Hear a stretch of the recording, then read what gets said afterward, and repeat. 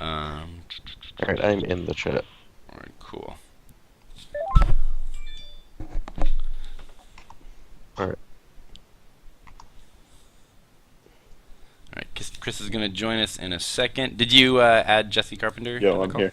Jesse Oh, what's up, has Chris? not replied, and he said he's totally in, and then he stopped replying. Fun. So, I'm here. I don't know what Do happened. you see me? Can you hear me? We're you don't probably have to not worry going to have about it. video, so you can probably close video if you want to save the space. It's probably just going to be audio today. Ooh, dead air on the face. No, Alright. I'm pretty sure we're Is it live gonna right be now. Your face at least. I don't even think it's gonna. I mean, I could get maybe. All right, let me see what I can do. Let me see. What team is? Uh-oh. What team was Trey Alejandro? is saying we have audio. Alejandro was on Targ, so Jesse would be second Targ. Yeah. If we have I'm both. trying to see if there's anyone who is Martel or Barra on. All right.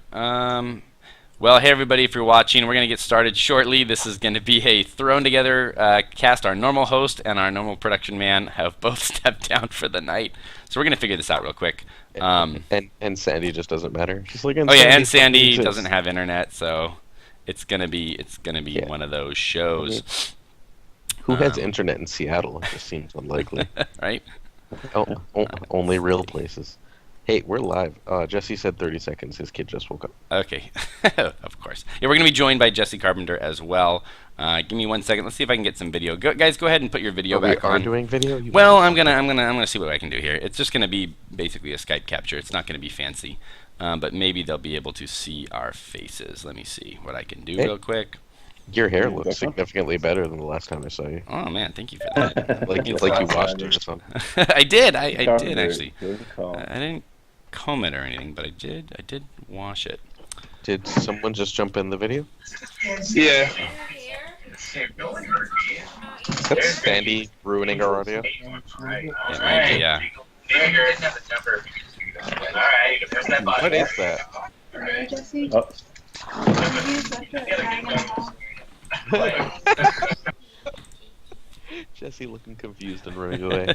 oh, hey, all right, we got Jesse's butt on stream. I This is a great show already. Does anyone? Can people see us?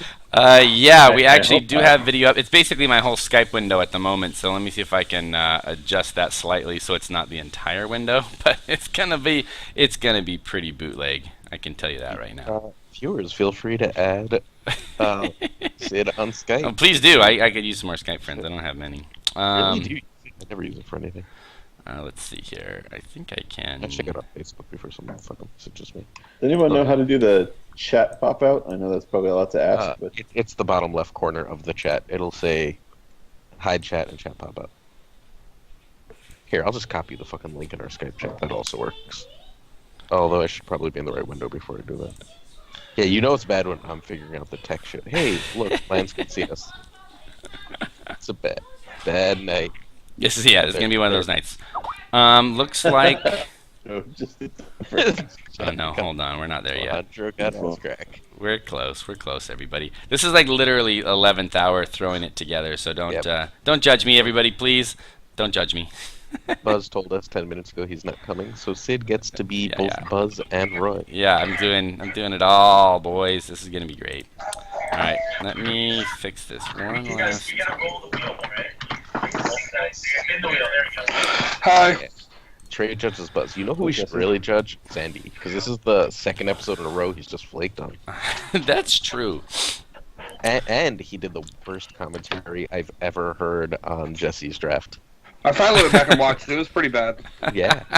So Matt Jenkins and I were trying to watch it from our local game store, and we kept having to like turn it off and turn it back on because we were like, wait, did we lose connection or did they just not say anything or move for 30 seconds?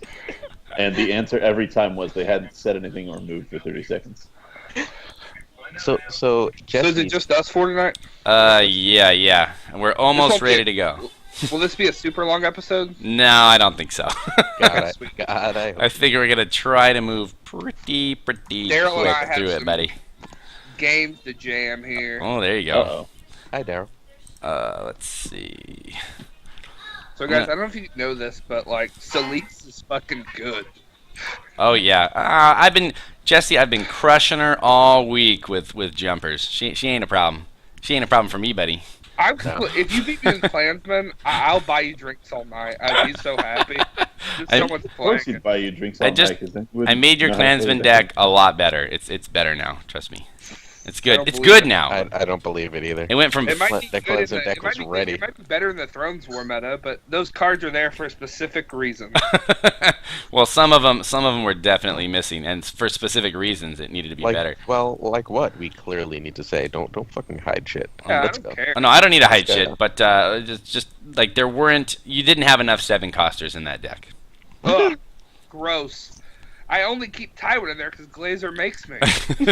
It's absolutely true. No, man, you want turn turn 1 to be bouncing all of their 6-costers. That's the whole point of having the 7-costers. Now you just like flood the board and timid them away.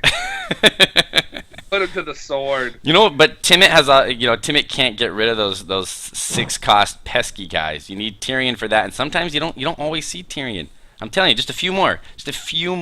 You don't need all those black ears. You got enough. So, are we going to do an intro, or are we just jumping in? Is this- Well, Let me grab my agenda and we'll jump in. I gotta bring up the pop-up so I can post some crap there. Hold on. So what you're saying is you added Big Cersei. Got it. Oh, and Tywin and some other stuff and changed some Tywin- plots Tywin's around. already 'cause there. Plots needed work, but it's close. I think It's I close. have one Tywin in the build. I wouldn't be surprised betting I'm one. Oh, Yeah, no. Yeah, One story, no. Also, like I just like don't have it in me to play plots that are over 4 gold. It's gross. That's the whole reason. I like agree with that completely. I agree with that Stuff. completely. the entire reason I like the deck. It's just like, ooh, 4 gold I'm is playing my it. high I'm gold. playing I have it. to play hard. I'm playing a Star Pike this weekend. Yeah, me too. Nice. All right. I think we're 1 card different as of right now. Yeah. I'm just trying to find the link Matt- that Roy Matt sent Gaiman me. and Sean are both in to play it. Are they? Yeah, We're just gonna have a pretty Klansman run. confident to not be playing Warhouses at Starpike. Roy certainly will be. Yeah, Roy will be. Oh, of course it will be. I actually messed up like the week before and set Roy like 2 gross Tyrell builds. Well, but then Sean made the Tyrell build Yeah, of all Tyrell yeah. builds. Fucking. Real bad. He made it in like 10 minutes, and we're just like, we can't beat this at all unless we get real variancy. It's no good. You're really Oh. making me excited for your event. Can't wait. Did Sid just run away? This is the worst guest ever. I'm enjoying. He's supposed to be our host, so I don't actually know the agenda because I You're- don't bother you're reading that. Still in the air. What is our agenda tonight? I don't know. Somebody gave me some homework about 3 things I learned. Oh, do we want to just start that now since we don't know whatever else was supposed to happen? No, we got to do intros. Oh, Ethan's in the chat being mad at we didn't ask him to produce tonight. I'm We sorry, had- Ethan. We had 10 minutes notice. Yeah, it was a It's very. alright. In the worst to come chat, everyone's just shaming me for like being on every other podcast. I mean, in fairness, like I understand you wanting to be on good podcasts. Like, That's fair. Worst to come is super Then you're good. on this one instead, so who knows? All right, I mean- everybody. so Wars to Come is super good except for CT and Alex Black. That's Who's- over half my cast? I love both of them. How are we gonna post How our is- spoilers? This is gonna be the lamest reveal of spoilers. Also, can we cut and paste those into the Just chat gotta somehow? read them. We're just We gonna don't read them. We can just We're not read even. them. We don't I'll even read get one. spoilers. We do, though. We do. All right, well, here we go. Thank you to all of you who have stuck around for the last 10 minutes or so as we got this thing going. Roy is out. Sandy is out, and our engineer Buzz is out. So that leaves me, your boy Sid, and the skeleton crew. Let's call them the faithful. The faithful. Chris Schoenthal and Aaron Glazer. And we're also joined by Wars to Come host Jesse Carpenter. Hey. So I want to say thank you for you guys showing up, or it'd just be me. How are y'all doing today? That's the White Book host, Jesse Carpenter. Thanks. I'm good. I'm not Good. familiar with that Off podcast. the intro section. When you're the host, Sid, I don't like this at all. I'm doing pretty well. I had a pretty good day today. I was expecting I'd be dragging this part because I got 2.5 hours of sleep finishing up my Opus to Shadows last night. Nice. It was really But, good. Thank you. I But appreciated it. It was a really good read. Well, had a good day. All right, how you doing, Glazer? All's well? Oh, totally fine. Good, good. And Jesse, it's good to see you out here. I know you're super busy with getting your tournament already, so thank you so much for taking a little time out of your night. How you doing, buddy? I'm good, brother. Good, brother. Just excited about this. Excited about our episode tomorrow. Excited to drive 13 hours to Philadelphia this weekend to Roy's tournament. Woo! Well, that's a good segue. We're going to jump right into a few news items and then get to our main agenda. It'll be a fairly quick episode because I don't think I or anybody else has the stamina to do a marathon tonight. So let's start with the tournament you just mentioned. Oh, you ready to go? I do. I go. I poured I a got a big drink blizzard. because I it's got going to a be one of those blizzard. nights. I'm ready to. Let's go.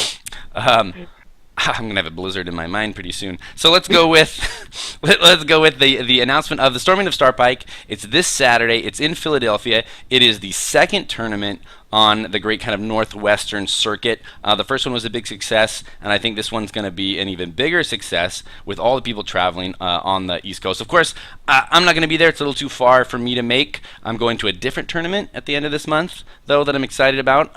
Who else besides Jesse is going to this thing? Are you going to be there, Glazer?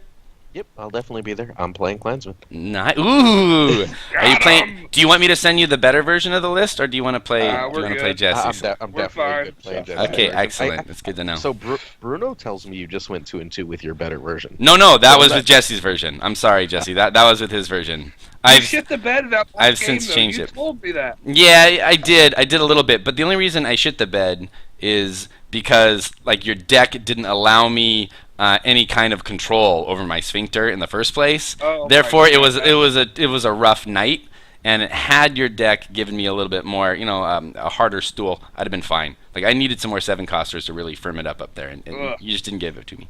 7 That is- costers besides Tyrion disgust me. 7 Costers in Thrones are just bad cards. No one should play any of them. They're pretty good with Tower, though, and that's why they're there. Huh. Does the Klansman deck run Tower? Who knew? No, just one of. It's Shocking just a cheeky for one of. everybody. Yeah. Even if it's just a half so-and-so Lannister deck with Klansmen, I'm still happy you're playing Klansmen. Like, It's as still long as they're Klansman. being It's just played. slightly better, just a little more consistent. You know what I'm saying? So he cut his black ears. So sad. Oh god, they're so good. No, they're cheeky. They're not good. They're I played cheeky. I actually enjoyed the Black and Pot. I think they're good. Yeah. They're I think fun. the black ears are really good tempo, and they're probably not as good as 7 Costers, but I'm definitely Yeah, running they're black not. ears. They're not. The funny story. They don't do much to get rid of a Brienne at like a Jillian strength. They don't do a lot for that. But you know I what mean, does? you can always Cersei Put her does. into the sword. Well, yeah, you gotta win the military challenge against her first when she's got like 38 strength. That's the tricky part. You want to win that intrigue challenge. She don't do well on intrigue. All right, so there's our first bit of news. We've got Starpike coming. We've got people playing Klansmen, which excites me. We've also got Wama is gonna be doing a tournament, and I'm gonna post the details right now in the chat. It's his Just Giving fundraiser called the Brighton Charity Joust, in which anyone who donates gets to choose cards in his deck. The only stipulation is the deck has to be legal. There's no limit on actual number of cards in his deck, so if 100 people donate, he's got to play a 100-card deck. Unless people double up, in which I think he can play more than one copy to try and keep the numbers manageable. But yeah, I just posted the link into the chat. Go ahead and check it out. It is for cancer support. So if that is a subject that's near and dear to your heart, or you just want to support one of our amazing community members, please click on the link and give what you can, even if it's just $1 or a pound. I'm not sure the minimum. Maybe a pound is gonna. What's the conversion rate there? Yeah, I'm gonna have to check that the current conversion rate. Looks like it's pretty good. Does a pound get me a card? Is that how it works? A pound definitely gets you a card, and maybe $1 gets you a card too. Maybe he'll make that stipulation for the Yanks here across the pond. And our final little bit of news is not good. It's not great news. It's kind of sad news, but it maybe is not unexpected news, and that is that there's no kit for Canadian Nationals coming up. FFG couldn't quite get it together and provide prizes for their own national tournament. I'm pretty disappointed. I'm not surprised though. How do you guys feel about this news? I don't know that it's specifically FFG. I'm not entirely sure how all that works, but the letter that was posted came from Asmodee Canada as opposed to from Asmodee North America, which is what Fantasy Flight is directly involved in. Um, so, and from what I've heard from the retailer side of thing, Asmodee Canada has been, if anything, worse than Fantasy Flight across the What? most recent Liar. amount of time. So it can't be too surprising. Alex Hines has really put together some solid prizes for that, though. He posted some signed heads on spikes that he got from Nate French and some that he got from Bamford today. And they are going to be sending apparently some additional prizes to the people that participate in Canadian Nationals from Asmodee North America as an apology. So maybe FFG deserves a little prop for maybe stepping in and fixing Asmodee Canada's big mistake. But I mean, ultimately, it's one big umbrella, right? Do we not hold them responsible as a single entity? I mean, I don't know, like anything about holding people responsible or not. Like, what can we really do, actually? Except like not support them, which at that point just hurts the game worse. So I don't really think we have an out. I just feel really bad that Canadian Nationals got pushed back so far last year till Alex Hines just pretty much picked it up, and now they're having it again like 3 months later, essentially 4 months later, or whatever it is, and they are not even getting their prize support on time after it was promised. It's just sad. It's just really sad. I mean, I really do feel bad for Alex Hines. I feel like he's having to just put that whole country on his meta, put the whole country on his back there. So if it were anyone but Alex, I would feel really bad. But given Canadian that's friends the that are case. going, Glazer. Do I? I actually don't think I do. but I mean, at one point, do we Canadian just? Shark- Wait. Okay. I think it is notable that we can support FFG less. Like we can buy the cards and then let the tournament scene be run ultimately by players, which is what we're building right now. We don't actually need them for anything but printing cards. They don't really make much on tournaments. They don't really give a shit about tournaments, and the tournaments they run are universally terrible in one way or another. They find a way to screw them up. We can do the best. We can do the rest. The best and theirs. I mean, I'm Yeah, kind of. I, go ahead. When first edition or second edition kind of got off the ground, and there was some rumblings about community run tournaments. Netrunner had a pro circuit or something like that at the time that I think is since defunct.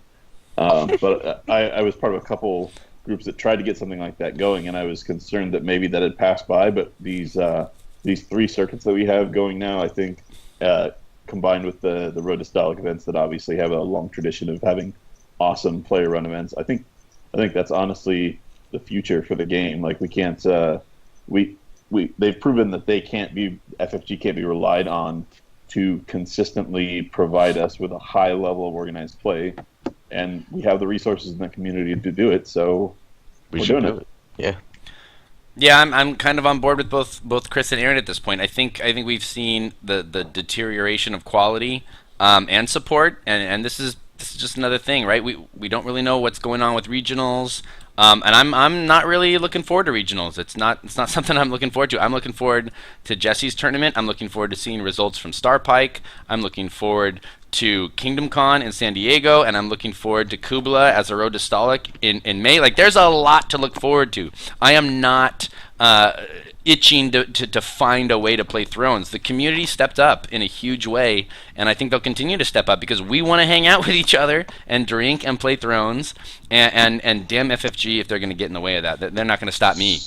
So I think it's fairly important that the next step, or one of the next steps as we get this going, it might take a year, is to start pressuring them into giving us real prize support, things like card designs and higher end stuff. We don't need that right away. We should establish what we're doing first and get better organized. But if they're going to be incompetent, if they can't run things and they clearly have no interest in it, then we can functionally pressure them into doing it, for giving us that support, letting us have our own functionally North American Stalic. And I don't even know if we'll need to pressure them. I really honestly believe that if you give someone a way to hand you something and for them to save face, like, just find a way to, like, they'll probably just hand it to us if they can, because they're not putting the effort into it. All they're doing is catching flack for it. They're not looking to fix it. Like, if we make it easy for them to give us OP, I think they will. I really think they will. It's just really depressing because, the people that like are active within the community that work for FFG, such as Ryan or Evan, like they do actively care about the game. So it has to come from the top down, like Asmodee or whoever the president of FFG is, Evan or whatever his name is. Like it's super sad because at a certain point these fan run tournaments are just going to get to a size, and obviously they already have, where people are choosing to go to them over the so-called regionals or whatever you call it. Like, I'm gonna go to the Midwest events over regionals. So-called regionals, you're right, because we don't really know if they exist yet. We don't. They're just in our minds. I mean, U.S. Have nationals applications as well. for regionals even been given out yet? Like, They I were. don't think They were. They did. Applications have been? Okay. Yeah, but like, so like my store applied for one, and like, the response to the application for regional was a denied letter, but it was for Netrunner. Like, they don't even, like, it's real bad. Like, the paperwork isn't even correct. Like, it just didn't make sense at all. Like, it's just really depressing that they don't care. But Yeah. again, like, I'm over it. I'm over them not caring. I give them as little of my money as humanly possible. I genuinely don't like the company as a whole. I like lots of people that work there, but the company as a whole, as an entity, it does not do right by us. Consistently messes us up. The game is great though, right? Like, it's just the OP department, correct? The game is significantly better, and it's more than OP. Because if the company cared, this has been literally best case scenario about 4 years of their OP being completely terrible. I think that as Alex says, do you think OP? Yeah, at times. Alex says, do you think OP generates money? No, I don't feel like their OP really generates any money. So that's why I think we might actually have success just being like, hey, you guys aren't gaining any money from this. Let us do it. And if we have prize support, they can totally have like my money back, and I'll support and fly everywhere I can. It's that they expect us to travel, spend, and then provide a subpar experience. Mm-hmm. And again, for years where they could have fixed it and just don't care to when they keep telling us. Do you think OP generates money? No, I don't feel like their OP really generates any money. So that's why I think Wait, why are we replaying what I said? I don't know. My phone just turned on Twitch. I mean, honestly, it's the biggest thing that's missing from the fan run tournaments is the card design, right? It's really the only. It's the white whale, and it's the easiest thing FFG could give us. They could literally just say, "Hey, Danny, here's. Can you email this guy? Is it okay if they email you? Like, if they gave it to a couple tournaments, say Stolic, maybe." If I don't foresee them giving up Worlds, because I think they do make money at Worlds. That's the one thing they probably do make a lot of money at. But if there's some other the frustrating things, they can be making so much more at Worlds. Oh yeah, Like they they can make so much more and have better run events at the same time, and they just choose not to do it. This is anecdotal. I'll say that up front, but I heard from a friend who applied for X-Wing X-Wing Worlds, which is coming up the beginning of May. And he said that 2/3 of the players who applied for X-Wing Worlds did not get a seat. 2/3. Wow. That is absurd. That is absurd. Their facilities are cool but small. They're facilities for a niche game company, and they're pretty big these days. They're pretty big. It's again, these are all the problems. We know the problems. Literally, this podcast was founded upon the problems. Like, we can continue to rehash exactly how much they suck. I think the solution is continuing to build our own circuit, put pressure on them, and then let them literally give it to us. There is absolutely no reason for them to not do so. The difference here, and like where I actually think we'll see a change, is like all of us run like fan run tournaments to where like the community will stay together, and like even before me, they've just been together for so long. But FFG is fucking up L5R now, and those nutbags are gonna lose their fucking mind. They are losing their shit. Like, I cannot believe FFG has fucked this game up already. Right? And it's coming from OP again. Again, It's their OP department is a mess. Oh, it's bad. It's so bad. All right, so let's segue into spoilers provided by FFG. Hey, Woo! In fairness, everyone loves Evan. Like I don't know Oh, absolutely. anyone who doesn't love Evan. All right. Super- Oh, Evan is the best, and the fact that he got us in on the list of people who can give spoilers is a huge props to him. So here we go. I'm just gonna read the cards out. We'll get some images when we upload this thing to YouTube or to the Facebook page. Something. We're not gonna hide them, but it's technology right now is not on our side. So I'm just gonna go ahead and read the first one. Well, at least I'm gonna paraphrase it. All right. It's Beacon of the South. It is a Tyrell attachment. It is unique. It is one cost. And it says something like, after attached character wins a challenge by 5 or Alright, I more have it strength. pulled up. You want me to just read it? Yeah, Yes. you read it. There we go. Get it official. It is a title attachment, Tyrell character only. Oh, title. There we go. Reaction after you win a challenge by 5 or more strength, in which attached character is attacking, it gains 1 power. So it basically gives a pseudo renown when you win by 5 on attack to the character that is the Beacon of the South. So do we think that sees play? I mean, it doubles renown on a character like Randall. I mean, maybe. Wouldn't you just It's run the it's location set-upable. It's fine. There's no What limit location? to it. The Also, Honeywine? first? Yeah, the honey See, one is just I better. think No? I'd rather have it. I don't know. I'd rather have my power on Randall than on the Honeywine. think so. I do. well, you Okay. run Honeywine, and But you run one of these two. I mean, if you've got Randall, I'll play this card. Honeywine, this, and Randall's going on at least 2 challenges on attack, This card right? is pretty good, melee. It I'll is- play this card for sure. It's non-terminal, correct? Correct. Correct. Non-terminal. And no limit, no good. limit. So as many times as you can attack, you can have it. Just It'd gives be you it'd be power. really nice if we had a Tyrell expert, like say the king of a Tyrell, if they were around. But that's not the world we live in. He's busy eating tofu. You leave him be. Do we have a second card? We do. do. Go ahead, Chris. Do you want me to read that one too? Yeah, I do. You're the This only one one who has is it. Leighton Hightower. He's a 5 cost, 3 strength, House Hightower Lord with an intrigue and a power icon. And he says, action, kneel Leighton Hightower to put a non-limited Tyrell card with printed cost 4 or lower into play from your hand, Milt. So he's sort of a pseudo-economy card, essentially. I mean, free High Garden. Yep. What do I hear? Great, someone's talking about. Jesse, Great is your Garden. phone still doing its thing? No, I don't think so. Somebody's. Is Daryl in the background talking about decks? No, I'll turn off the TV. Actually, that's Sid in the background talking about the final at Thrones War. He's watching it. Hang on. You're watching commentary for Thrones War on the TV. I love it. That's how sick Jesse is. He just mainlines. Yeah, things. he's like, oh, hold on, Sid's on TV right now while I'm on this podcast hosted by Sid. Perfect. Yeah. I love that I'm ubiquitous in the Carpenter household right now. All right, who was talking about Leighton? I just read it. We so. should all talk about Leighton. We because should. Leighton's fucking incredible. Glazer, you go ahead and start. It sounds like you have a strong opinion. So I mean, he's free, High Garden, and like he's just, or High Tower, or whatever, and he's just consistent economy and draw and everything else you would ever want in Terrell. Like all the different ambush guys are just so fucking incredible with him.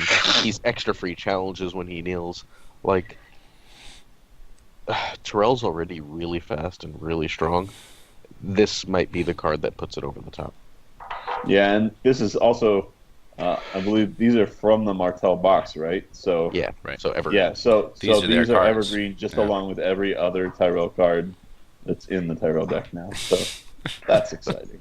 Yeah, I mean, he reads kneel him to gain an extra intrigue or power challenge, right? Like usually, Yeah. or kneel him to add X strength to your challenge, or kneel him to draw 2 cards and discard 2 cards. Just ridiculous. You know him to play an event for your discard pile. Yeah, It's also- he works from discard. No, but you can play the character. Which let's see if he also is another way to make sure Mace happens like every phase. It's almost. I don't know if it's almost possible or if it is possible Yeah, now this is to just do Mace every phase. Not this consistently, is like a but you fifth can do it. phase that you can easily trigger in. Yeah. You get a free phase with mace. You get marshalling phase. You get challenge phase with ambush. You get and then you get this guy. Whatever phase you want. You get plot phase with bitter bridge and trade routes. That's true. Absolutely.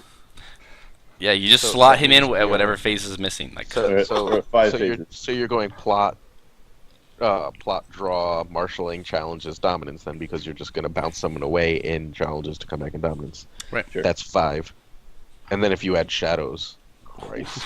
And if you win dominance in the Yeah. Yeah, With guys, value Mace back. isn't a problem. Hey, Not at all. Hey, remember Dan's restricted list post yesterday?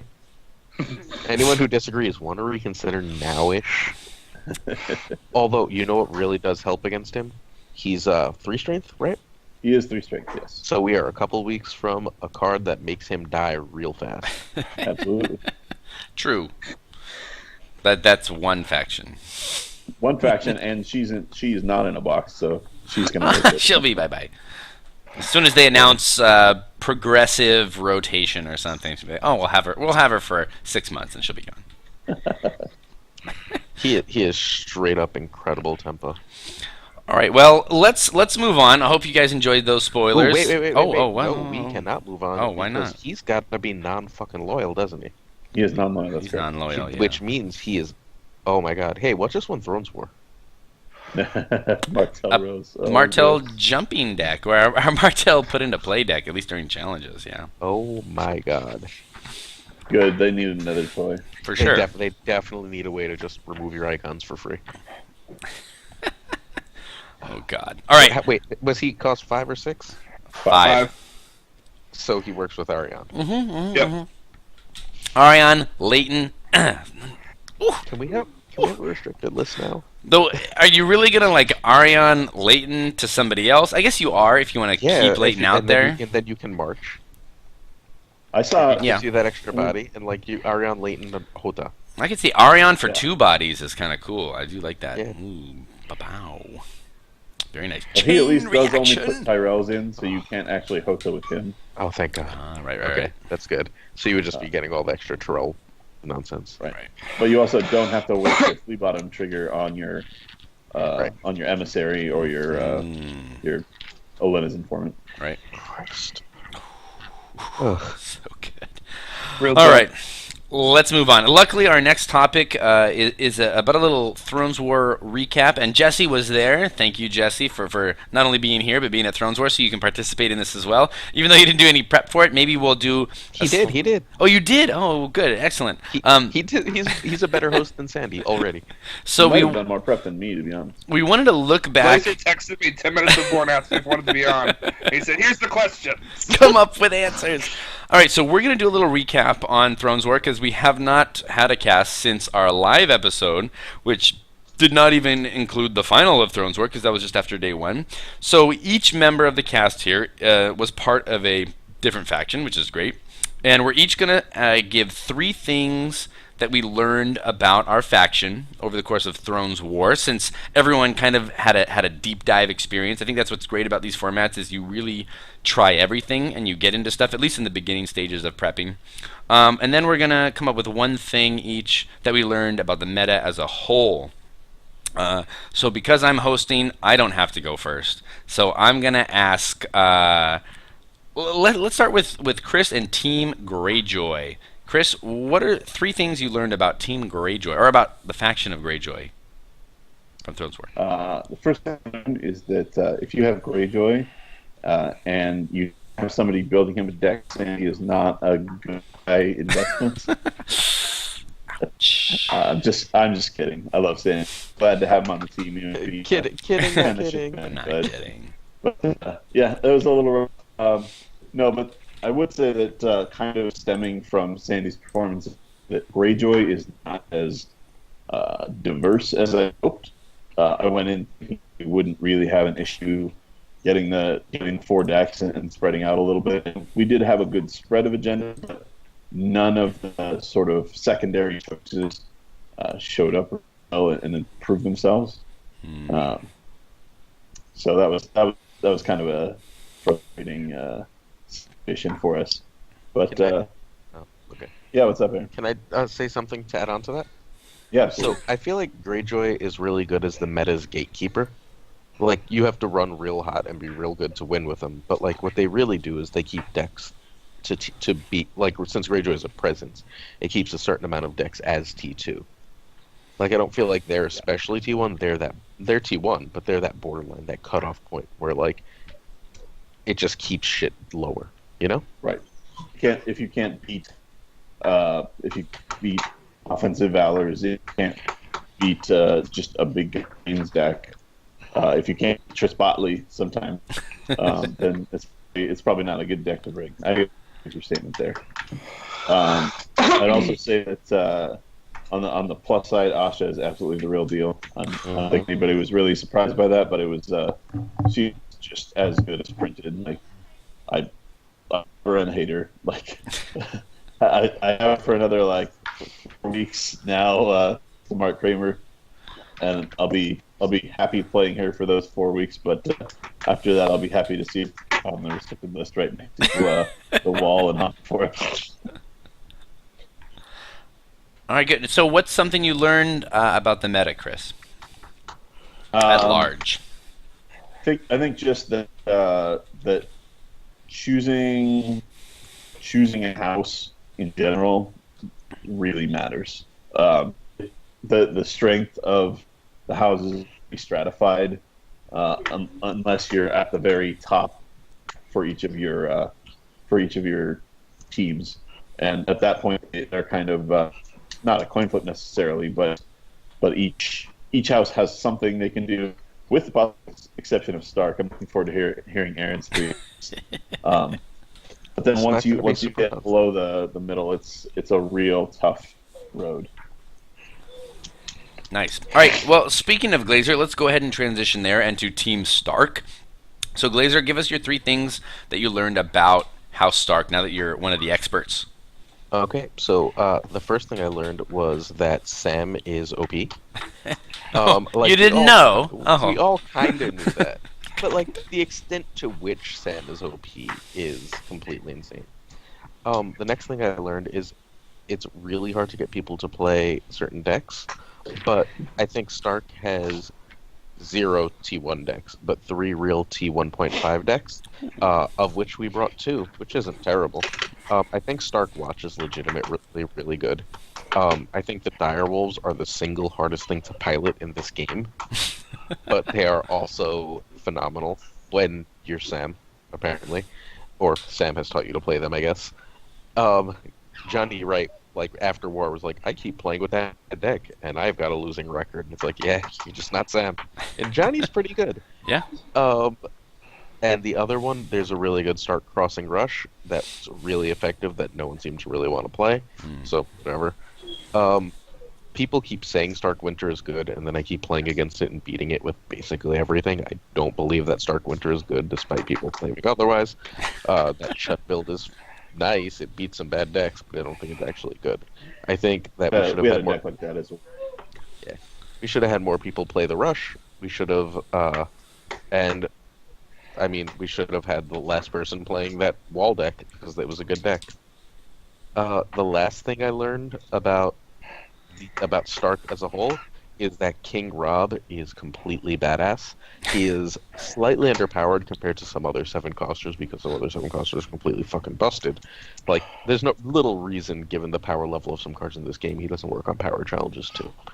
But that given, he is a really fun, really strong card that is underplayed because Stark only has like 5 good cards, and the other best one also has the same name.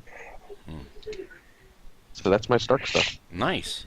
How about your thing about the meta? What did you learn about the meta from Stone's War?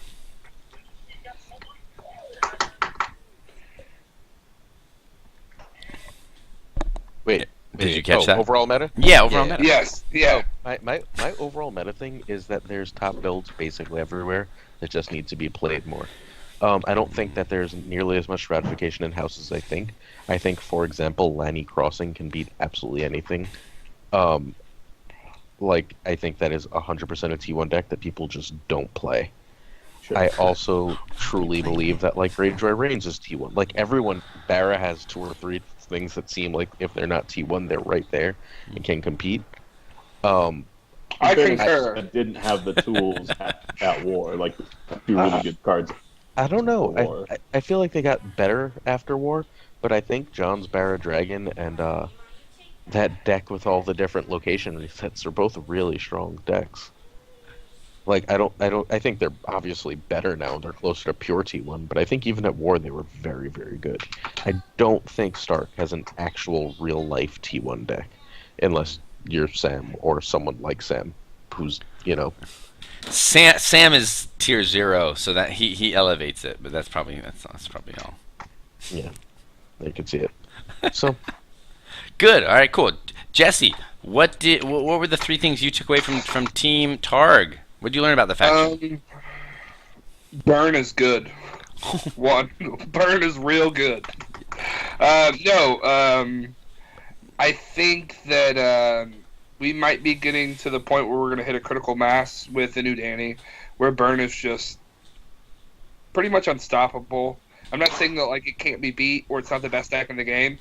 I actually think Greyjoy Reigns being so good knocks Targ down, and Barra becoming good again is putting Targ lower as well, but Targ is still very good, and Burn is just dumb. Really frustrating to play against. 2, Dario is very good in the mirror match, and I don't know how good he is outside of that. I think Dario's good. I like Dario a lot, but when you say the mirror, that includes banner mirrors, right? Yeah, yes, absolutely. Absolutely. So, like, I think he's definitely worth playing. I just, like, we ran 1x Miri and 1x Dario. Miri is still just as good. She just doesn't see as much play, which is upsetting. Miri is really good and can just fuck up a board state. she cost the wrong amount. Yes. No 7 costers. Down with 7 costers. Isn't it weird that she feels kind of expensive these days? You're like, kind of pricey for that ability. Whereas before it's like,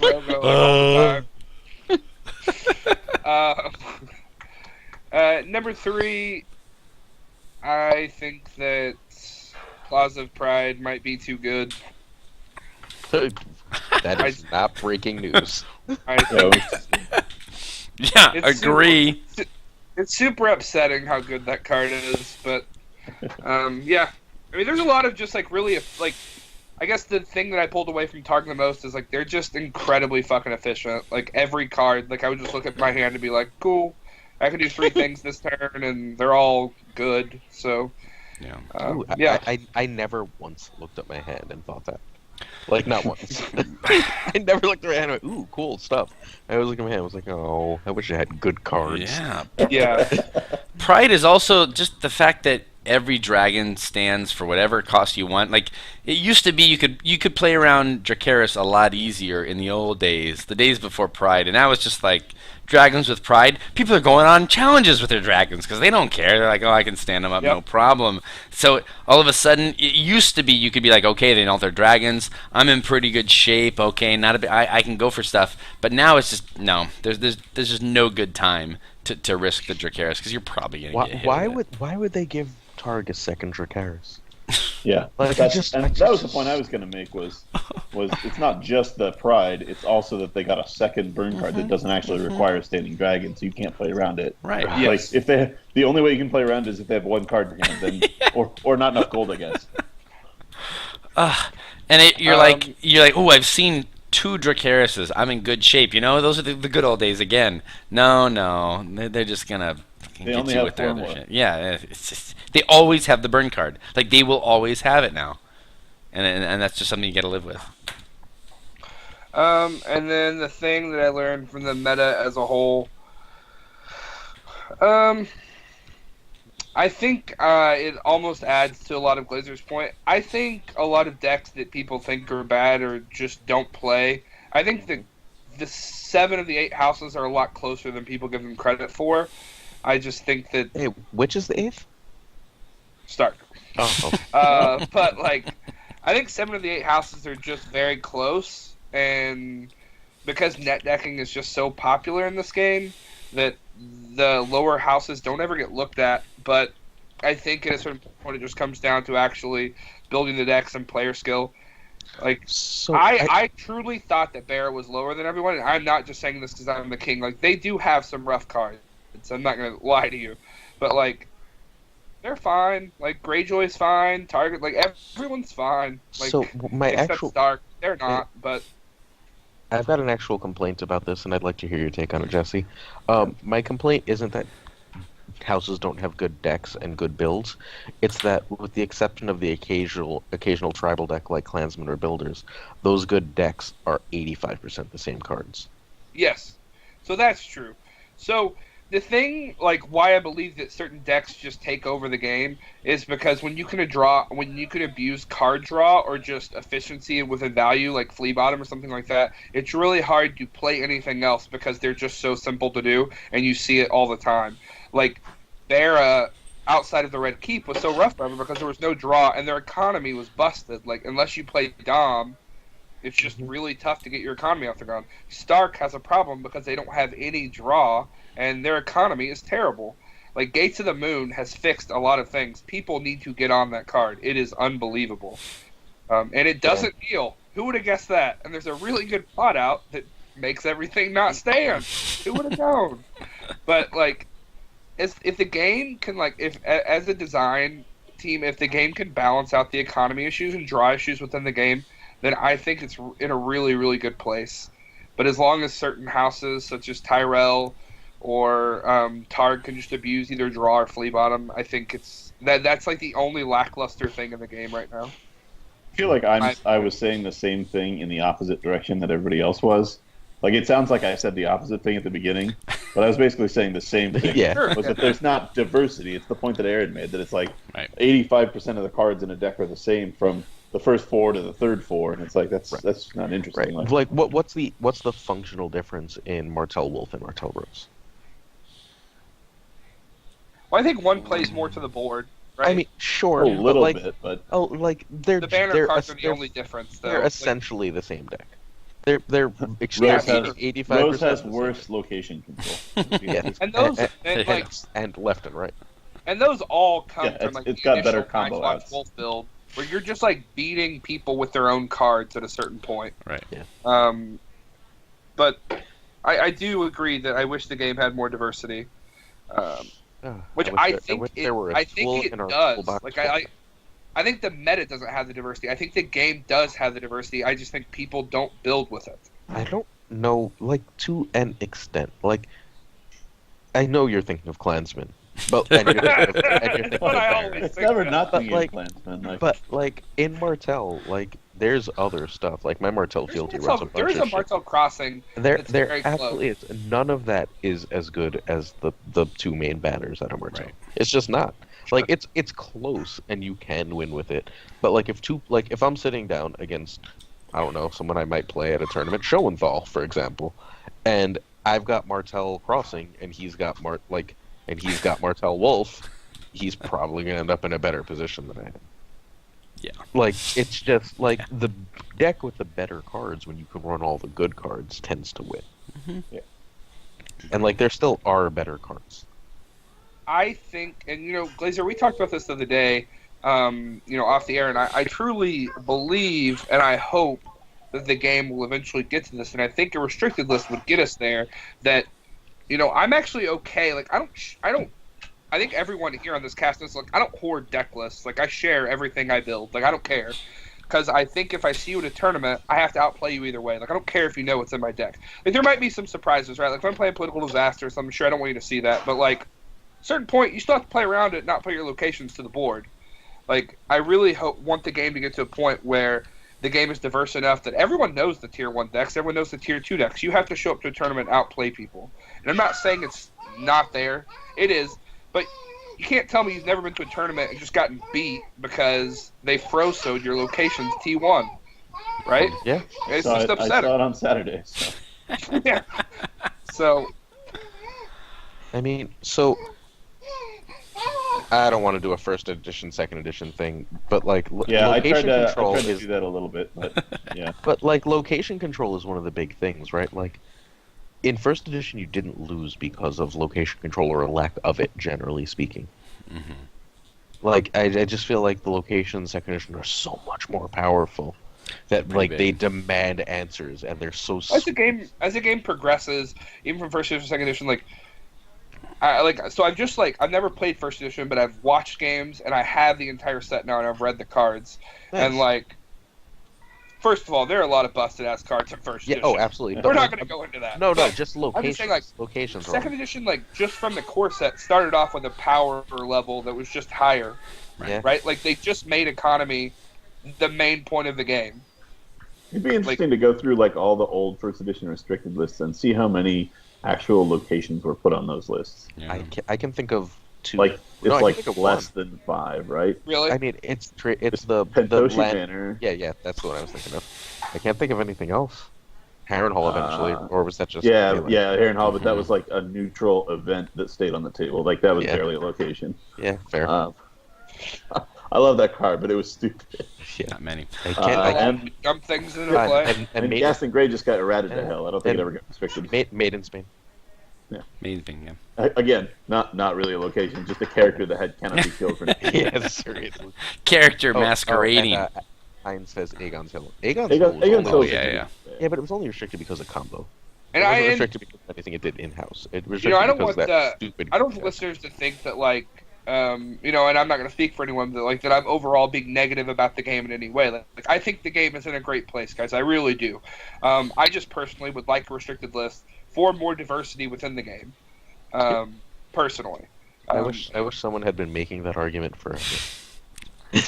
I think people are And coming around. People are coming around. It, I think it people are seems to be coming around, getting- and I think going into a competitive season with the Martell box out, I think people will get there real fast. Yeah. I think the instant Danny comes out and people realize what she can do.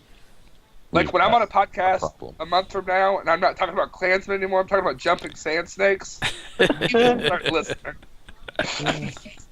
And that's probably like a tier 2 deck out of that box. Like that stuff is busted. Uh, All right, I'll give my quick Team Night's Watch insights. Pretty stoked that we won, of course. And this is gonna sound like I'm dissing Night's Watch a little bit, which is weird because they did win largely on the back of this card. But I'm gonna say that what I learned is that wall decks, they just aren't really enough anymore. They're going to get you wins in a large equal field like Thrones War, but I do not remember the last time I saw a wall deck where the win condition was the wall won a tournament. yes, you do. Roy's, but I after seeing it happen at Thrones War, like it's not enough. It's not too much depends on a single card, and too many decks now are reliant on a much better breadth of cards. Can take down a big tournament right now. Right now, no, I don't. I really don't think it can. I don't think it'll win your tournament, Jesse. I just think there's too many good decks within other factions that can. Are you playing that can wreck the Klansmen in wall. my tournament? I don't know yet. There were- I'm, there were that's I'm what experimenting still. There were apparently 3 in the top 8. Yeah, but one of those Builders. was the Reigns deck really a wall deck though, like Esposito's? Yeah. Was the win condition the wall? No. No, he right? he could lose the wall and still win Yes, he could- handily. yeah, it wasn't like our game Sid where I pillaged the wall and you scooped. It wasn't that bad. No, it wasn't. But- That's bad. And that's the thing is that most builders decks depend so much on the wall. And honestly, Chris, that experience is why I didn't play a wall deck at Thrones War, because I was like, I don't like that this one card is my win condition. I know it's not easy to get rid of, but it's not impossible to get rid of. So And I hate that. I hate that a single deck type is dependent on one card. Like the best decks are not dependent on a single card. They're just not. Greyjoy isn't. The best Martell decks aren't. The best Tyrell decks aren't. Like they can I do think it wall with decks multiple are cards. fine until Breaking Ties comes out. Nah, they're already. I mean, yeah, we put 3 in the top 8, but you know how many we put in the top 4? wow, not the top 4. What a shame.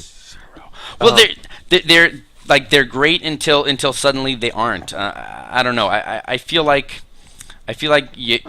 there's going to have to be a little bit of a revolution within Night's Watch to keep them relevant. I That's really don't good, think the though. walls have much of a future. So are you There are saying, other are you Night's saying Watch that decks Night's that are Watch's progress has hit a wall?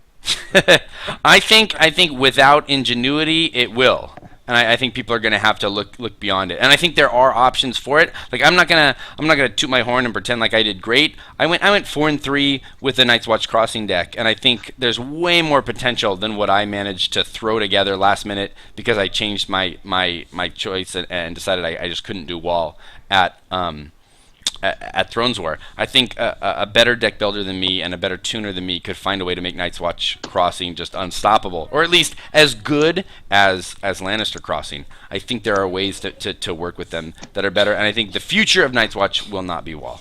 That's one takeaway. Well, Breaking Like Ties that. kills the wall immediately, right? Right, Breaking and Ties comes out, then they're you going to can't have to play get the more wall. creative. Another insight that I had, and I'll just do two because we need to move on. I'm so Well, sick. convenient that you're going last. I know, right? We have a lot to talk about. I'm sick and tired of the stereotype, the unfair stereotype of Night's Watch wall decks. Speaking of wall decks, as slow decks, or even builders as a slow deck. In watching all these games at Thrones War, and in playing the deck myself, it's not the Night's Watch player that's slow. It's the person that sits across from the Night's Watch player who is so overcome by analysis paralysis. They're looking for like the magic key to beat the deck, and it's not We there. feel so bad for you. The builder deck honestly just wants to go, no challenges. I know you can't do anything. If you have the card, like if you have the nightmares, play it. If you have the treachery, just play it, and let's move on It's not because that, I've it's got not you that locked. We're paralyzed. It's that we have to count to 47 for one challenge. Yeah, but that doesn't take long. Jesse. You count and then it's like that's it. But the player will sit there. I watched a dozen games where the player with no options That's just kind of you. like That is only good for you. But I'm telling you, it is not the Right, Night's and Watch player that's slow. dude, It's that's the not an other argument. player. That's not an argument in favor of the deck. That just No, means that only one of the two players has to think. Why is that an interesting game? I'm not saying it's an interesting game. You're putting words in my mouth. I'm saying people say that Night's Watch Builders is a slow deck. It's not. The other player becomes slow. They become so Because they have inept to do at math. trying to do the game that they can't do it. Oh, I'm sorry that you have to do math, but it's like figuring out, can you beat the wall? No, then let me get my 2 power and let's move on to the next phase. Maybe you'll draw cards that will help you, but let's move it forward. Way too So- many people You slow say this play to wall people in decks. games? No. Huh? Oh, You so say this wait. to people in games? What, like speed it up? Yeah, Let's absolutely. go. Let's go. That's one of the reasons why I couldn't play the deck anymore, because they're sitting there, and I'm like, dude, unless you've got 32, which you don't, you got 4 characters. Let's move it on. Do your challenges or don't do them. Let's go. what they're You got a trying to figure nightmares? out. Put it on the wall. I won't get the 2 power. Let's move on. I hated sitting there forever in Alejandro wall thinks you're games. wrong. It's the worst. Good for Alejandro. I love him. All right, so here's A lot of math, got it, got it. It's not 20 minutes in a challenge Look, phase, not and it all would of us are happen teachers, Sid. We don't all have to constantly. math. I have no math skills, 0. I'm not a math teacher, but I can Why count. You're the one playing the builders decks. so It's frustrating. It's frustrating. It's what's really fast saying no challenges. What do you want to do? And then watch them for 20 minutes decide. Builders goes away. Breathe. Like literally. How long till Martell Box comes out? 2-3 weeks. Can you play builders at all with Breaking Ties? I think it just dies, right? I mean, not if everyone's playing Martell, no. Like Breaking Ties just says like, hey, you don't have the wall out. That's easy. No. All right. Well, let's just move on. All right. Let's talk about shadows. What was your meta thought? Oh, my meta thought. Okay. My meta thought is that it's really, really nice, at least for me, and I think for a lot of players, to be able to plan for a tournament based on kind of where the meta is. And Thrones War throws that against the wall and says, "Nah, good luck with that. Like you don't get to do that at this tournament. You got to figure out consistency. You have to figure out a way to make your deck good against the field." And I think Night's Watch did a very good job of that, and we took that into account. But for me, I don't enjoy that as much. Like I really like trying to anticipate the meta and anticipate what's going to be played and anticipate what people think is strong. So I do kind of enjoy the exercise of finding a bunch of good decks that are very efficient and do what they want to do. But even more than that, I love the anticipation of trying to find the like the skeleton key that's going to kind of unlock a tournament for you. Not that that always happens for me, it doesn't, but when it does, it feels pretty freaking great. And so the meta is a tough nut to crack when everyone is playing an equal amount of decks. It may be impossible to crack, and you just have to focus on other things. I think that's you kind of my legitimately takeaway. just bring an efficient deck that abuses an interaction that a lot of people are going to use, and just do that. Like, because they're not going to plan against you. Like, that's the thing. You all kind of you build a deck kind of in the vacuum of your that's deck. why builders are so good. And I mean, I think builders are good anyway. But like, that's why builders are so good there. It's because like no one could like tech for attachment control because they were the only people doing attachments. Yeah, but like the decks that were good against builders kind of naturally rose to the top anyways, and then builders just got wiped out. So that's why it's kind of tough to say that they're one of the best. I think they're great in a huge field like that, a huge diverse field, but ultimately they fall short. Sure. Yeah. I think Builders is one of those decks, and I don't know, they used to have them from time to time. I don't know if they really exist in this edition until now, but decks that like everyone forgets about for a while, and then you bring it to a tournament and no one's like really played against it a while, and no one's metting against it again, and then it just straight rolls that tournament, and then everyone goes, oh yeah, that exists, and it's shitty for like 6 months, and then like you break it out again and you're like, ah, free win. Yep. Okay, so let's talk about shadows, at least briefly, since we have not had the chance to talk about them even since they were spoiled. If you haven't yet done it, I recommend all listeners to go ahead and jump to the A Game of Thrones 2nd edition Facebook page and check out Chris Schoenthal's article that he's linked there. It's also on the newly kind of reloaded A Got Cards website. It's going to give you a pretty great breakdown of the Shadows mechanic in 1.0, the difference between 2.0. So without kind of going over the entire article or anything, because I think people can do that on their own and really do a deep dive, what are people's impressions of Shadows going forward? Let's start with Jesse this time. I believe that Shadows will be a great mechanic for 2.0. First of all, as like a deck builder and just as a player, I think it will be very unrewarding to bad players and very rewarding to people who can plan ahead. So, on a competitive level, I'm very excited for Shadows to hit. I'm very excited to see what it can come of.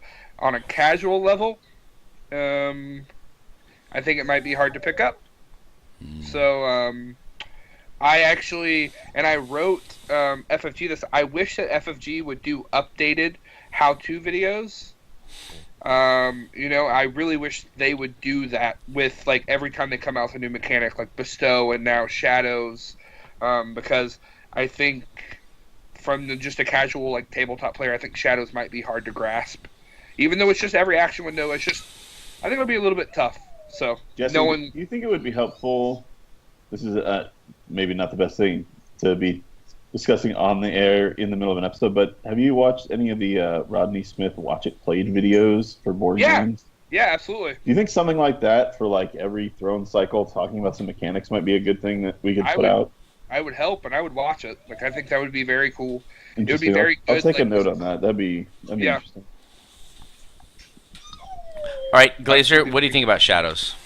I mean, duh, right? Like, no one's going to be surprised that I'm all for it.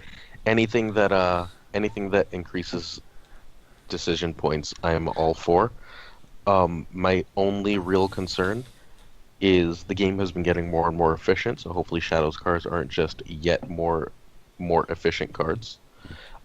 Because like because if they just give like 3 House of Shadows and then those are the most efficient cards, what we've done is just continue the exact same path we're on. So hopefully Shadows are different enough and interesting enough.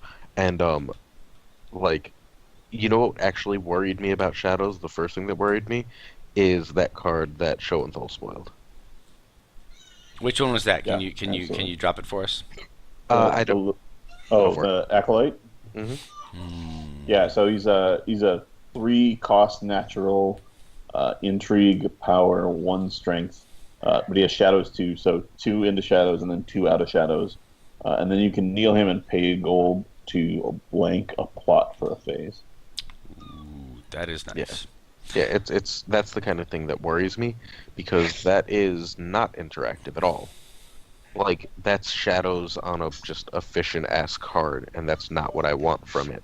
So I'm Like not I sure want that's a things that problem with shadows. yeah, yeah, Uh, yeah. But I like think it's the just way they're plot doing it. manipulation should never be a part of the game at all. Fair, but I it's hate it. sure, but it's not specifically that it's plot, right? It's that they're just like, hey, shadows will make this already Right. powerful thing more efficient, and you have to It's not an consider effect that every you can death for that. interact with, is Aaron's point, Right. which I don't disagree with. And there was some, I don't know if anybody really was keeping up with the thread, but in the thread today there was a conversation between me and one of the other players, and he was saying that was his problem with Shadows, is that the Shadows answers in first edition were so bad.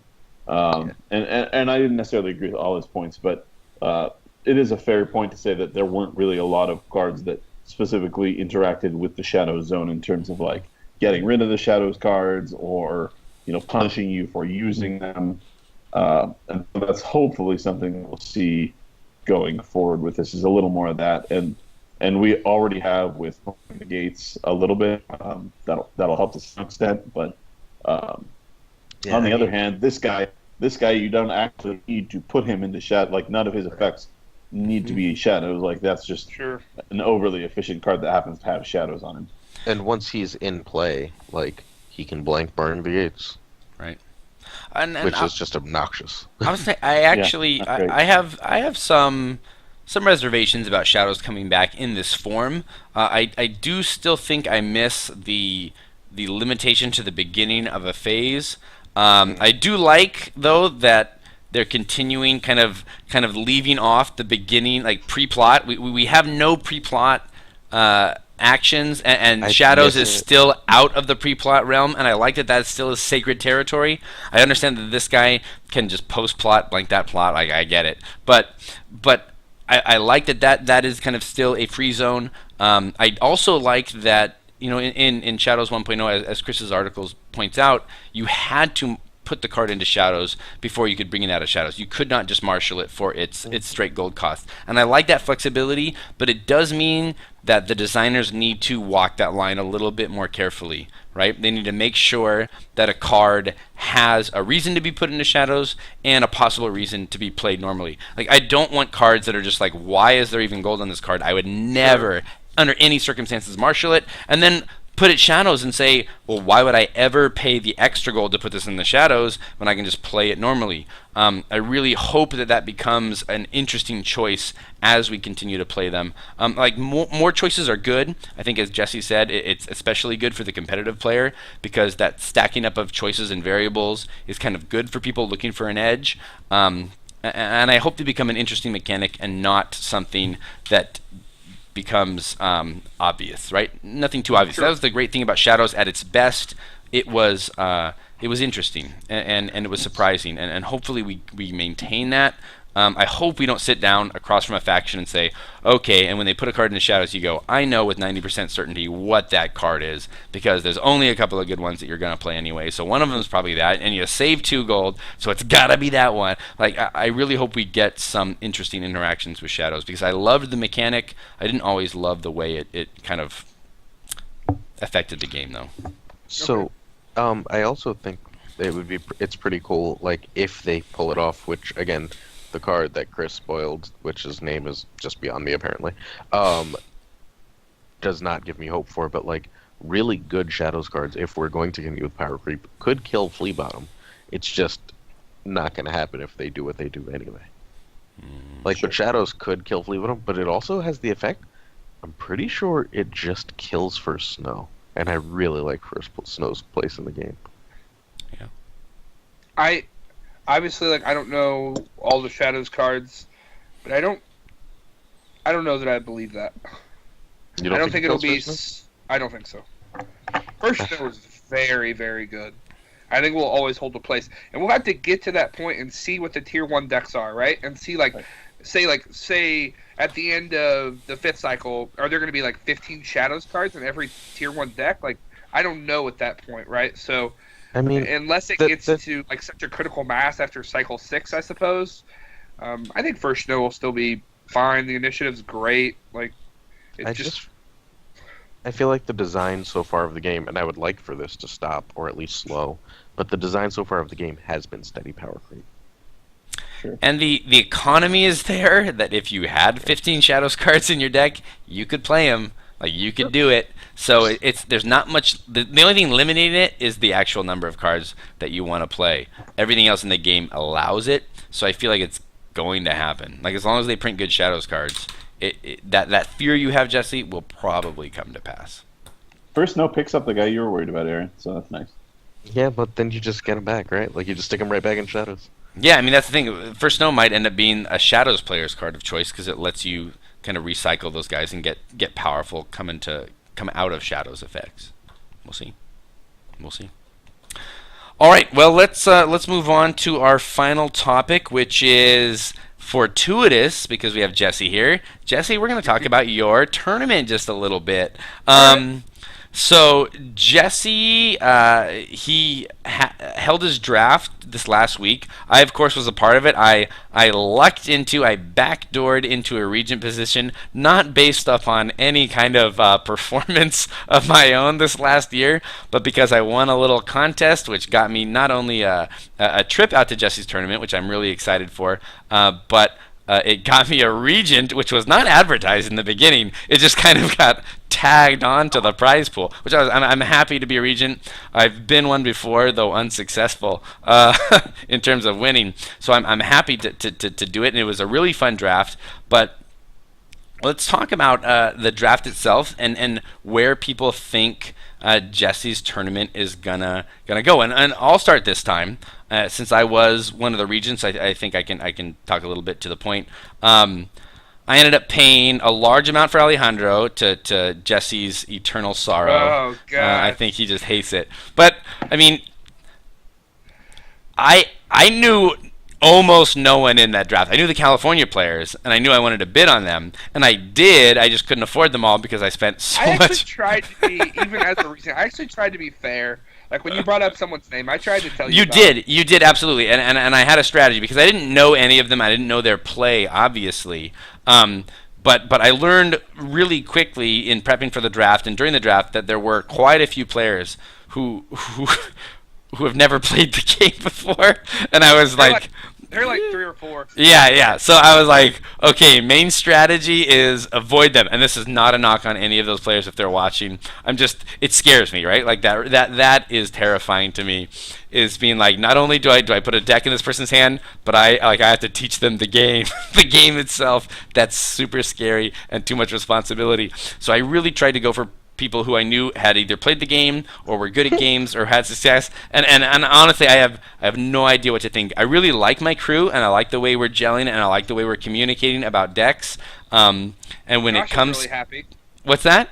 Josh, the guy from Olney, I talked to him. I played with him this weekend. I played with him a little bit today. He's very happy with the team. Yeah, I feel like everyone's kind of stoked to play it. Everyone that I grabbed, and that wasn't unintentional. It wasn't chance. I looked very carefully at that list. When you don't know who you're drafting, like, you've got to look at the list. You got to do your homework. You got to know, one, have they played? That was my first priority. Have they played the game? Yes. Okay, check. And then number 2, do they enjoy playing Lannister, and do they enjoy that style of play? And if both those boxes were checked, that was a player I targeted. So, to be honest, I have no idea how my team's going to do. I know Alejandro's going to do well because he's Alejandro, and he was like, priority 1, like, get a player. Get someone who can play, who can tune a deck, and who can help flesh out our deck choices. Like, he is one of the very best players, if not the best player right now in the draft. He's the most efficient tuner I've ever built with. Right, he's so good. Like, he's someone you want on your team. And I've known him forever. I mean, since he started playing the game. So I was like, I want him.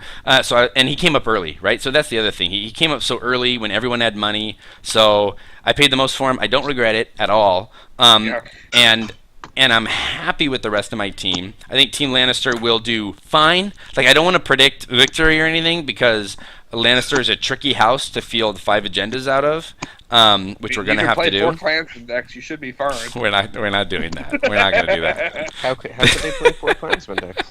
You can play Ray. You just switch the agendas around and you play them. Like, you can do it, but they're not going to be as good. Honestly, the biggest issue right now is, like, I feel like it's figuring out what the HRDs are going to be because you only get 2.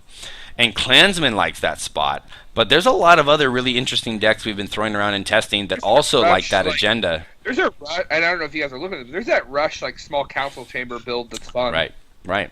So it's like it's tough. Like it is tough right now to be limited to that too. 2 decks per agenda. 2 decks per agenda on 9 players is tough. It's a little brutal. Those numbers are not friendly. They are not friendly at all. I love it. I mean, it means everyone but Martell is gonna have to play some bad decks. I don't know. Even Martell, like it means No. everyone's gonna have to play non-tier 1 decks. Everybody, right? Everybody. I don't think so. No, I don't think Martell has 5 I think tier 1 decks. Martell and Targ have pretty close to 5 tier 1 decks. I think they have at least 4. I think Targ might. I'm not convinced about Martell. I think Targ. I mean- does. I mean, Martell Rose, Martell Fealty, and Martell Wolf are definitely 3. And then you just fuck around for a little bit. You play Crossing or Crossing's Or, not tier 1, though. I don't think. I really don't know. Jesse thinks it is. Reigns. I mean, if you Some compare them to other icons tier as 1s, no, I don't agree with that. I think they have 3 great decks, and the rest are issue is good. not that they're not out there and they don't have to be discovered. The issue is there are not 4 to 5 tier 1 decks out there discovered yet. So you have to have a builder who's willing to put in time in a month to build 5 tier 1 decks, and teach them. And I'm just not quite sure Martell can do that. Yeah, Like, orange cards are not easy to learn as like a casual player. And that's There's the a thing. lot There's of- a lot of casuals at this tournament. So what do you hand the new player? Your team Martell. What do you hand? Because I know AJ's got some of these guys on his team. What do you Probably hand Martell that guy? Yeah. What do you Crossing, hand I him? think, right? Martell Kraken? or Kraken, you Crossing? can make mistakes. Yeah, maybe Lion. Lion's nice and easy. Martell Lion is fun. Yeah. Yeah. And it's not hard to play. Blah. I had another thought that I just lost. Fuck, sorry. I'm actually convinced the most tier 1 decks that are ready to go is Tyrell over everyone. Wow. Yeah, I can see that. I mean, The you most? just throw Mace in a deck and like throw some other cards in there. You're usually okay. Yeah, it's a man. Yeah, like, and Mace against T2 shit is a little silly. Chris, how do you feel about Greyjoy at that 2 limit? Because I feel like Greyjoy is great with like 1 or 2 agendas, and then Wait, I don't what's know. the second agenda? I don't want to call it a sharp drop off. What's the second agenda? That's a good it's question one in too. a cliff, right? Like, it's, Is it You one in a have- cliff? No, you one- have it's- Reigns, and then yeah, like Reigns and I Reigns don't is know, one by far. Like Or 1.5 I talked to cliff. Kramer if and like Glazer and I even talked about this. If they can figure out Drowned God out of HRD, that is very close to tier 1. It is good. Yeah. Okay, it's hard to do. you got to crack Passive- it though. Passive power is tough. I mean, they have Crossing, which is fine against like 5 or 6 Yeah. houses. HRD Great Kraken. Yeah, crossings. In 5 and 2, I don't like the list personally. I tried to play it a little bit to see if I could, not have to take up one of my team's rain slots for this tournament. And I disliked it, but it's a good deck. It's not. The it's deck not is bad, good, but but the issue with that deck and like why I don't like usually Rush at all, and especially with that Great Kraken deck, is like by turn 1 whether you're gonna win or you're just folded, like you're done. Like Yeah. scoop them up, boys. It's over. yeah. Yeah, that's Alright. kind of how I feel like they're so We forgot- good we with forgot Reigns. Martell Stag. Oh, Martell Stag. Yeah, that's pretty good. That's pretty good. I hate it kills me to kind of jump on the Jesse train, but like a lot of these decks, like Clansman is really good against. It's really good against a lot of these decks. Like it's honestly great against pretty much every Barra deck I've ever played it against. It just crushes. It's really Believe me, I good know. against Played some John. Martell decks. Some Martell decks wreck it, but some Martell decks is very good at. So then you're just hoping for a good matchup. And I know Jesse's not gonna like that's this. That's a lot of what the war meta is, anyways. Just hoping Hoping for a good to matchup. dodge. Yeah. you know? Definitely. Like, Definitely. It's pretty good against Targ. And at the limit of 2, it's very good against Tark. Like honestly, they need a whole lot of burn to handle all those Klansmen because you Yeah. can pop 2 to 3 in a turn, Also, like and they just don't I have hope you never cards mess for those that. spots. Like, oh, you killed my Tyrion. I guess I'll just ghost here. Yeah. Like, okay. Boop, you can do it. Oh, you wasted your nightmares on my hair and all that turn. Why don't I just bring my Tywin back? That won't be so bad. Yeah. Pow! Let's go. And then you're rolling. Yeah, it's really really good against some decks. Some decks it just like gets hosed by. But it's gonna be fun. I lost my train of thought. I don't know where that started, but but Klansman. Do you have a clear winner of the draft, Sid? Do I have a clear winner of the draft? And for anyone who No. hasn't posted, I- all the teams are listed on the Wars to Come Facebook page. The team I'm most worried about, just in terms of not so much like for the Lannister matchup, which I'm the region of, but in terms of winning, it is Night's Watch again. I think they're in a good spot. I love that they've got that 2 limit to them, which will make. I mean, even though the teams are much smaller than Thrones War, they're going to be more diverse. Instead of 8 builders. Yeah. Yeah, but see, I don't. I would. I mean, I'll eat crow if I'm wrong, but I don't think they run more than 4 builder lists. I really don't. I think when you get Nick hates builders. Like With their team, they'll I run the agree. builders list because Nick wants to win, but like they won't try to force anything. Yeah, I don't think they run more than 4, and I would be surprised. I wouldn't be surprised if they only ran 2. I think he's got other ideas in knowing Nick, and I like that. I kind of like that Night's Watch is in Nick's hands and his crew's hands, because I think they'll come up with some interesting things to play. I mean, not fun to play against, but interesting things. And, I mean, like, and they're who I'm most worried about right now. A couple of things, like we put builders in the hands of someone who. We put Night's Watch in the hands of someone who doesn't like Night's Watch. We took combo away from Booker. Like Yeah. we made a few little moves to like try to at least bring interesting decks here. So, But here's the question now. Now I'm faced with the difficult decision. Like, I've got 5 decks that my team needs to field. Do I find 2 people to play combo? Or one or 2 people to play like, combo? unless it's just like a moral obligation, which we've talked about. Like, I don't think I would ever personally bring it to a tournament ever again.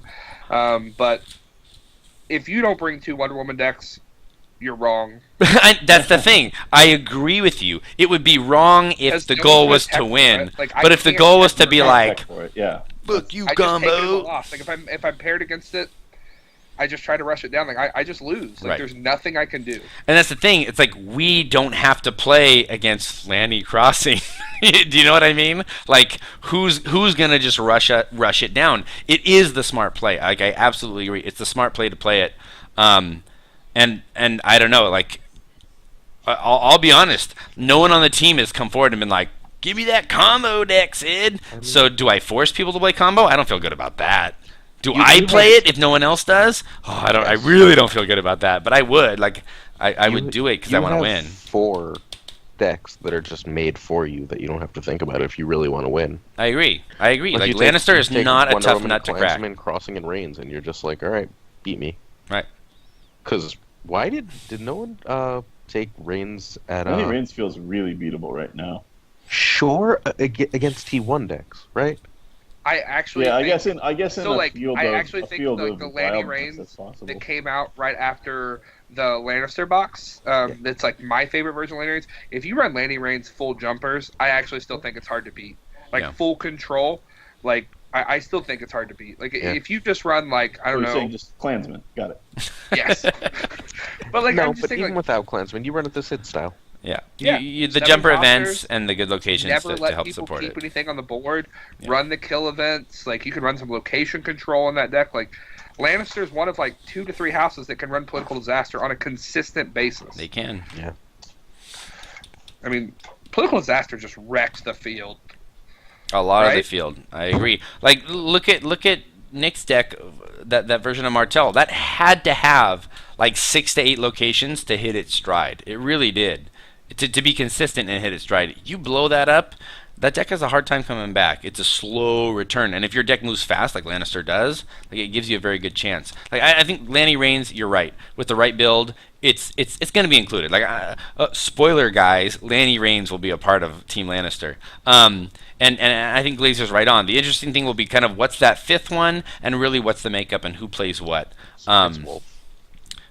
I Well, think- Wolf for sure, and that's actually the fact 5. that you didn't say Wolf in the first 4 means we may like. Wolf is really good. Like I'm sorry, Wolf was Black one of the Knight. 2 Lannisters that went 7-0 at Thrones War. That's no Thanks. secret. They're good. Up until the day before, I begged him to play Klansman. I said it was way better than Lanny Wolf. I begged him. Well, he's I glad he still- didn't listen to you. Yes, I absolutely. still think Klansman's about as good as Lightning Wolf. But like what the winner of the draft? So like CT took Stark, but I mean his team is stacked. It is. His team is It is. insane. It is crazy insane. Do you really not think so, Sid? Oh. By crazy, insane, and stacked, and then you add Like Nate Tarantelli, Alex Black, Z, CT, like I don't like Storm Humber. Like I don't think I have to go on. Like When I- Moran's like your seventh best player, that's pretty I'm good. supposed to be super worried. I'm not worried, man. Their team's Stark. What am I worried about? I know CT likes to think he's got some inside knowledge. I mean, he's been spouting his mouth, being like, "Oh yeah, Thrones War, they were all playing the wrong decks. They all just didn't find the good stuff. I've I got don't the see secret." He thinks he's got the freaking the key to unlock the great I will comeback say- of Stark. It's and not I'm gonna I'm not happen. gonna talk trash. I will just say that like I do have 4 Wassout guys on my squad. Okay. The rest of them I can sit across from. And there are only Plain 2 bearer people in the cards. entire game that have 3 card designs, and one of them's on my team. All right, fair enough. I think it's fairly relevant too that if you're gonna like, that's where CT fucked up in my opinion. If you're gonna draft Stark, you fucking go by Wassa. I mean, Yeah. he drafted his players, right? Like he's super close with Nate, and Nate Nate is so underrated on the national level. He Like, won Nate is a nationals. stud. And Nate's a good I Stark understand player. that. I get it, but at some point the player has to operate within the limitations of the faction, and it takes them down. Like it takes every player on that faction down a notch. It just does, because they're trying they've got strong hands. All right, they all have strong hands, but they're trying to make steel pliable. It's gonna be tough. Like it's gonna be tough for Team them. that not a lot of people are talking about that I actually really like. Roy did not spend over $15 on a single player, and did not spend, besides one player, did not spend under $7 on a player. Like, Yeah. just efficiency across the board. Tyrell's really good right now. Tyrell's really good. Who's got Night's Really Watch? Nick. Nick Hansen. And Nick is very good with Night's Watch. Who's Nick Hansen? Never heard of him. So I think the teams are actually pretty well balanced. Like I'm excited. I'm very excited. And like just being part of my first Thrones War, like literally 3 weeks ago, that like going into it, like Alejandro and I talked every day, and like we were both like we're terrified of Night's Watch and Greyjoy. Like we're terrified of them. Like and like anything can be thrown out the door on the day of. We were right about Night's Watch, but that's because we knew they were bringing 6 builder decks. Yeah. But I mean, it's so tough, like to face every house in one day. Yes. And not knowing what iteration of that house you're gonna see. Yeah, You just right. you have to have your game plan for your deck, and you have to play it. And sometimes, like, you just sit across from a player, and you're like, "What's your agenda?" And you go, "Oh shit!" Like that's it. Like this is gonna be I guess wrong. rough. Nope. This is gonna be real rough. And but you know what? For as many times as that happens, you sit across from somebody, and you're like, "Oh, this should be really nice. This should be good. This is what I was hoping for In fairness, when I played this deck." That's a lot of Stark's path to success too. Matchups. Like we often got like fucked where I would look one table over and be like, "Huh, I'd beat that." Yeah. like when I was sitting there staring at Chris, I'm just like, "All right, there's gonna be 4. Like, just let me play Greyjoy. That's not Reigns, and I've got a pretty good shot because I can slow the game down." And like Oops. it's like, yeah, there's Reigns with the stealth that's going to blow my shit up. Yeah. Right. Like, And- what do you do? I wonder, like, I'm really curious to see how Jesse's tournament goes with the limit 2. And I wonder, I mean, I don't know. We don't know like it what the result's going to be, but I wonder if Thrones War will reduce, if it turns out to be a big success. Like, if it turns out to be something everyone hates. I don't think it will, though. I think you have to define what the success is for that. Like, Yeah. I think Jesse wants variety and diversity, and that's fine. Right. That's not specifically what Ryan wanted. Ryan wanted everybody to have the potential to come into the tournament and have a deck that they looked at and Sure. said, "I think I could win this event." Right. And that's not going to be the case with But every while team. also he I think wants with the to number strike a as well, balance like, of I think it'll be keeping so arbitrary diversity. to talk about it right now because by next year we'll probably have at this point 5 more agendas, 4 to 5 more agendas maybe, Yeah. like we would hope. True. And like Thrones What, War, at least like 2 or 3 out that we know about already. So, yeah, and like Thrones War next year will be like 130, 40 people. Like, Right. sure. I mean, It'll just be insane. So And I think you'll have to, even Ryan will have to adjust, because I think I agree with Chris. That's the main concern, but I think Ryan still wants some diversity, right? He doesn't want ubiquity within a faction, so he's going to have to, with the new agendas. I think it's interesting to see where this format goes, because this format is going to grow, right? It's going to grow into the card pool, and I think it gets better as long as those things are taken into account, like number of factions. I'm excited to see what happens with 2. It's crazy right now with 9 players and 5 agendas necessary. It's nuts, but it's kind of exciting too. we were both like big advocates for it, and then like as like soon it a as lot. I drafted Mara, I started looking. I was You're like, damn, Like, oh, should have said 5. I gotta. I felt good about it with getting Like, we gotta come up Lannister, with but 4 decks. I was like, we gotta come up with 5, buddy. He's like, oh shit. 5. You really think there's not 5? I think there's. Oh, 5. there are definitely 5. We have like 7 builds right now. Yeah, that's Yeah. not surprising. I think Bear is severely underrated. But And I that's think fun, right? They just straight up beat certain houses. If you didn't have to come up with 5, you wouldn't, right? So it's cool. It's a cool Stark part of the played game. like 6 at war. You guys are nuts. It was very frustrating. What? You didn't like your Conclave deck? Oh God, I he's a great guy, but I like multiple times throughout the day I turned to Simon and was like, "What the fuck, man? Like, You're getting killed. You're getting killed. this is just unnecessary." He was talking up that deck quite a bit too. He was saying like, "No, it's so good. It's gonna be great." Yeah, we all tested it. We knew it wasn't. It's fine. It's fine. I hated that deck. All right. Anyone so- else with some last thoughts about Jesse's big kind of tournament coming up? No, thank you for everyone who's coming, and thank you for everyone who's been a part of it so far. Should be very exciting. Somehow we're getting 72 people to the middle of nowhere, so it should be a very good time. I like the middle of nowhere. I feel like they go to inhibitions Kentucky. go out the window. All bets are off. Yeah, You yeah, can do we're whatever The you gonna want. the paper is doing an article on it. Yes! Are you Oh my serious? God, That's this is so the good. best. I want a reporter with like the big card in his hat, and he's like, "So what's your name? Where are you from?" Hey, we Perfect. got one more topic. Let's go. Oh wait, what's our one more topic? Go ahead. I have no Uh, more. We have coming up a podcast war. Yeah, we Oh, do. right. Yeah. Yeah, It is that's going the to real be. reason I'm on tonight, boys. Calling you out.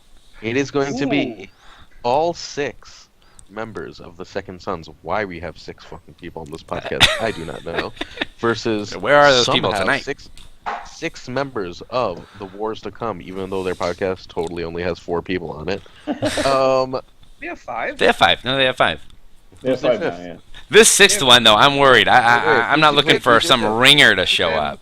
Ethan Simpson, Yeah. Alex Black, Chris Thompson, Alejandro, and me. Wait, Alejandro's on your podcast now? Yeah. Since Thrones He's a War. regular. It better not be like I Losing confidence now. feel like we get veto though. Like you can't just be like, "Oh, Sam Bratz is our honorary 6th no. member." So All I right. think we're gonna do something like we'll decide together, but we'll make it fair. Maybe I have to pull a European or something to play Bucks. You know what you should get? Honestly, it should be Jess. Well, Jess is on the NWO. Yeah, it Yeah, should be. she's got her own podcast. Really? Yeah, that's true. It's a real thing. Ugh. We could pull Daryl. Daryl's still a member. There you go. There you go. So I only agreed to this if I get to play Jesse. I don't want to play any of those other fuckers. Okay. All right. So, I think we're gonna start. Clansman on Clansman. War. Are we going Yeah. random, or can we like rank our team and then just like secretly rank them, and then boom, those players play each other? Or are we gonna do random? I think we planned on doing random, but the ranking is fun to me. Why don't we The rank ranking each? sounds Why don't we rank each other's teams? Oh, that would be cool. Actually, I'm down for that. And then so who Alright. like, and we just have a kind of a combination. So we could do that. Like each cast kind of ranks their own team in secret, and then maybe we reveal those ranks on your No, next we don't episode, rank Jesse. ranking, Ranks we the rank other team. Oh, okay, all right. So the Second Sons would live on air because that's how we do everything. Rank the members of. No, the you would Wars just to bring Come. on like we would have a list and you would have a list, and we could either do it live on the Wars to Come or the Second Sons. No, yeah, clearly on our Yeah. podcast because we're not going to decide in advance. We're going to figure it out there, Sure, and then sure. you just have to have And your we're list going in it. to like list them 1 for 1, 2 for 2, 3 for 3, and we've ranked you guys and you've ranked us. All right, we'll do this on the next Second Sons. And we will. Yeah. We are going to stream the games live on the Iron Throne, and I'll make sure that everyone knows about it. We post about it, both of us, And then And we'll try and have commentators maybe from each podcast, kind of. No. get in on We the need to games. get other podcasts, but not the NWO because they suck. Wait, other podcasts? No. We do it. We do it ourselves. I wanna No, commentate don't for my commentate. boys. I want Will Lentz and Alex Hines in the commentary. Well, you said people with podcasts, though. We No, can well, we know. get Oh, that's only one of true. those guys Good on this podcast. so what are the stakes, boys? Do we I have think snakes? We're gonna put up Chris's card design versus Alex Black. Ooh. That is 100% not. Yeah, One that can't podcast happen. gets 2 card designs. Now I'm not a fan of alt arts, but this just occurred to me. What if since both podcasts, the names of each podcast will have a card shortly, Wars to Come coming out soon. What if like if the Second Sons won, the Wars to Come had to create a Second Sons alt art for us, and if the Second Sons lost, we would create a Wars to Come alt art for the team, like just for them, right? That would be sweet. And why don't we? Yeah, we can make it the actual card, the Wars to Come or the Second Sons. Right, that's Yeah, what I that's mean. That's what I good. mean. Yeah, absolutely. Okay. That's sorry if that wasn't clear. Yeah. Okay. Yeah, I'm absolutely down for that. That is Wouldn't that be cool. kind of cool? That sounds sweet. I feel I like like it. both casts have kind of alt art folks that can make that happen. So I feel like that's doable. I need some alt art Wars to Come anyway. So- Ooh, well, you know what? Wait, why don't Second we make Sons it is pretty cooler? good. Do we want to make it both? Like the winning podcast has both sets of alt arts. Ooh. I like I'm that. fine with that. Yeah, way they so- can run so it the- in so the alt arts get made no matter Saying, what. Like, I'm an alt art slut. Like I'm all about them. So I hate them. them. I will win, We'll, and then I we'll will work on some throw details. them We in the don't trash. get But it'll be too caught in fun. the weeds, but I like where this is going. This has some Yep. cool implications. I do as well. Yeah, and we put up Chris's champ card versus Alex's, so this is all around A plus. Yeah. Absolutely, all right. we're not It's there. gonna be awesome. The Yeah, Gen and Con- they should be Gen as Con, as 1 year unique with as You already possible. have a They can chance be to like release it, and that's not- But like, truly- who had the more degenerate deck that they won Gen Con with is the real question. I mean, that's a pretty easy answer. Alex's is much more degenerate. I mean, his is actually got named Cancer, so yeah, probably true. I'm on a. I mean, yes. All right, Good. boys. I think I'm going to call it there. We've been on for an hour and a half, which is pretty good for a show we had to throw together. Thank you so much to the three of you that could join me tonight and that we can get this through. I feel like it was a successful episode, even if we didn't have our regular production value or regular hosting quality. For sure. This was Who's fun. Martel Master Race? I have no idea who Martel Master Race is. Somebody from Wausau, right? That's Chris Thompson. Is that Chris Oh, Thompson? What'd he say? He said he's already You guys making are Wars to making come. Wars to come with all your faces. But on. this will be You know, unique. it's No, a no. special. The difference is we make it. Like the difference is we get to make it if we've you win. seen CT's alt art. It's just him photoshopping his face on shit. Yeah, like- we'll Sure. up the quality for sure. All right, everybody. Well, thank you so much for watching. Tune in 2 weeks. We should be back in 2 weeks on Tuesday. What is that? That's the whatever of March. We'll see you then. Thank you so much for tuning in, and everybody have a good Tuesday. Yep. Have a good Bye-bye. night, guys. Let's see if Sage can figure out Thanks. how to turn us off. I got you.